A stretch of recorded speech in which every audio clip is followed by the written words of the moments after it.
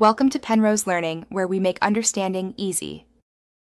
In this video, I will show how to make marshmallow guns. Start by prioritizing safety. Wear eye protection, keep a safe distance, and work with an adult. Inspect all parts for sharp edges or cracks and discard damaged pieces. Use low-pressure air or gentle springs and never modify to increase power. Test with small, lightweight marshmallows and aim at soft targets only to prevent injury or damage during learning and practice.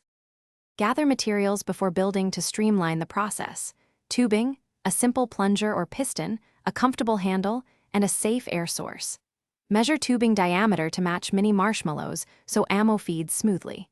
Sand edges and secure seals with appropriate glue or tape to prevent leaks. Keep pressures low and test seals incrementally. Prepare a soft shooting range and have repair supplies ready for quick adjustments between trials. Quick recommendation: upgrade cleanup time with the Shark AI Ultra Robot Vacuum, which handles crumbs, marshmallow bits, and workshop dust with voice control and smart mapping. It slips under couches and returns to base, so you spend more time building and less time sweeping. If you are finding this video helpful, please subscribe and like for more practical projects and safety tips.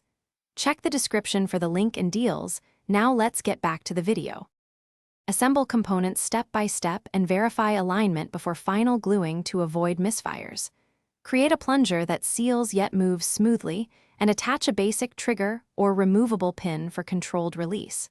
Charge with low pressure using a pump and never exceed safe limits.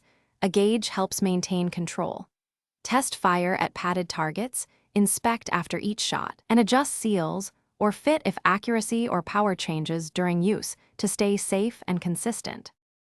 Thanks for watching. If this was helpful, leave a like and consider subscribing. See you next time.